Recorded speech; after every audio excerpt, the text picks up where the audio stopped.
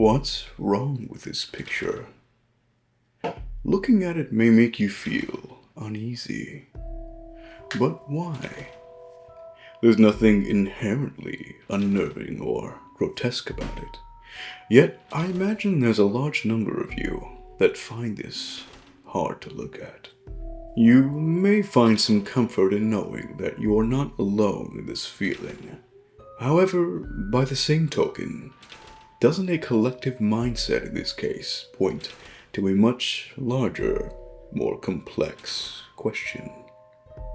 Entertain me for a video, and I may have an answer for you, but be warned. Some may find the information I'm about to bestow upon you intriguing. Some may find it disturbing. Viewer discretion is advised.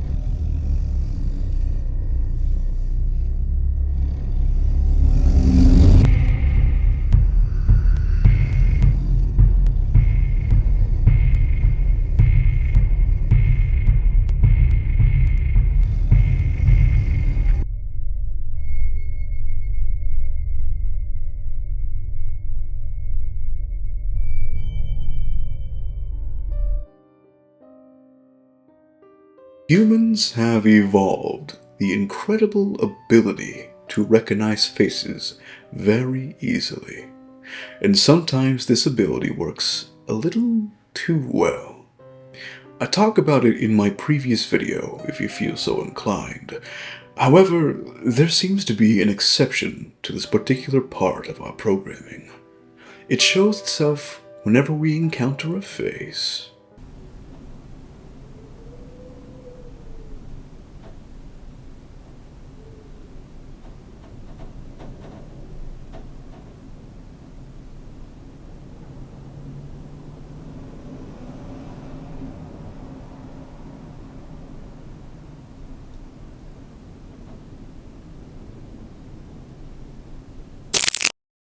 That isn't quite right.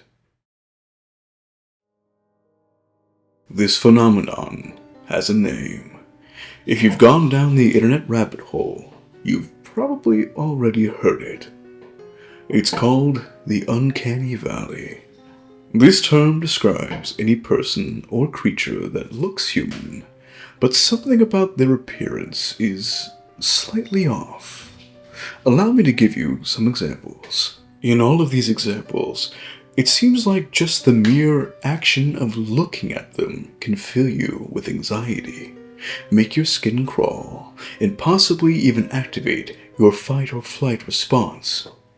But why?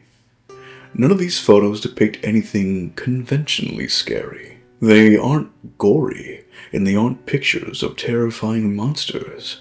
And yet, for some reason, this photo does not instill the same primal fear as this. Return the slab. What interests me most about this quirk of our minds is how we ended up with it in the first place. The human race didn't just wake up one day with our brains set up the way that they are with no rhyme or reason. It took time for our minds to develop to the way they are now. That's how evolution works. A creature is born with a mutation, and if that mutation ends up being crucial to the survival of that particular species, that creature then lives long enough to reproduce and pass on its mutation. For example, it's believed that giraffes at one time lacked their distinctive long necks, until one was born with it. The elongated appendage made it easier to eat leaves from taller trees. That mutation allowed the giraffe to live longer than its stubby-necked brethren. Over time, all the short-necked giraffes died off, leaving only the tall-necked ones able to pass on their DNA. Applying that logic to the topic of tonight's discussion, if we all have this primal fear of things that fall under the category of the Uncanny Valley, that means that somewhere in our development, an early human was born with it as a mutation and lived long enough to pass on their genes. However, that's not the whole story. It's not just a handful of us that feel this way when looking at these images. It isn't a 1 in a million people will have this trait anomaly. The overwhelming majority of us inhibit this reaction. That means that this trait was necessary for the survival of our species.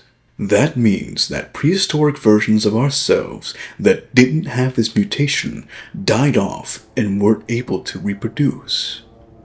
So the question is, what did we have to fear? What killed them off?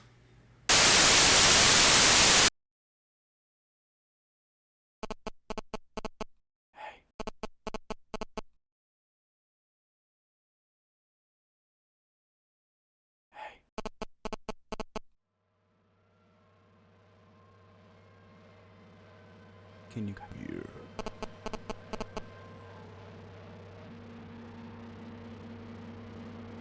I need you.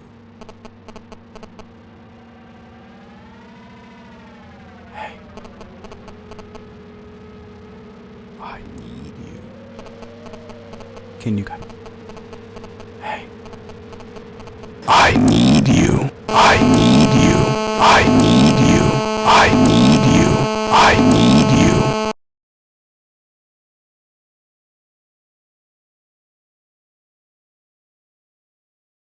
We actually don't know for sure. There are a few theories, however, and unfortunately none of them have to do with supernatural killers or cryptids. Some think that this ability helped us to identify our sick. Does that proto-human look like they could be carrying a disease? Well, we probably shouldn't go near them. Another theory is that this has its roots in keeping us away from our dead. Corpses carry diseases. Diseases are not good for survival. But perhaps the simplest of explanations lie in the fact that examples of the Uncanny Valley are just confusing for us. As stated before, I have already talked about our ability to perceive faces, even where there isn't actually one. This is called pareidolia. It's what causes us to see faces in things like this cheese grater. But it also plays a part in the Uncanny Valley. And I'll prove it. You see, while our brain recognizes a face in this cheese grater, we don't go around mistaking cheese graters for humans. While we perceive a face, we are able to determine that this is not a human face. Take this next exercise as an example of what I mean. Take a look at these features. I think we can all identify that these features make a face. Now look at this. We see what we can determine as a human head. At this point, I'm willing to bet that most of you are fine with both of these images on their own. No one is freaked out, not just yet. And that's because, up until now, all we've seen so far is an inhuman face and then a human head. But where the issue arises is when we combine them.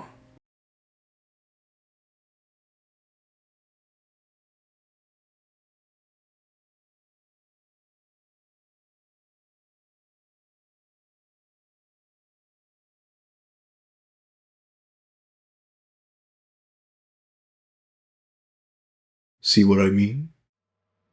Our brain sees inhuman features on a human head, and it isn't equipped to handle that kind of paradox. What you see gets categorized in your head as an unknown, and as a result, your brain employs the only response that's guaranteed to ensure your survival.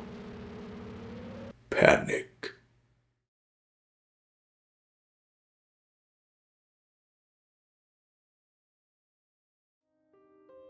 The Uncanny Valley, much like most of the things out there that cause us fear and unease, is nothing more than a survival tactic, a remnant of a time long before we gained the capacity to question. It is a completely normal response, and it is nothing to fear. But that is just what I think. Let me know what you think. and any other topics you'd like me to cover in the comments below. And thank you for watching.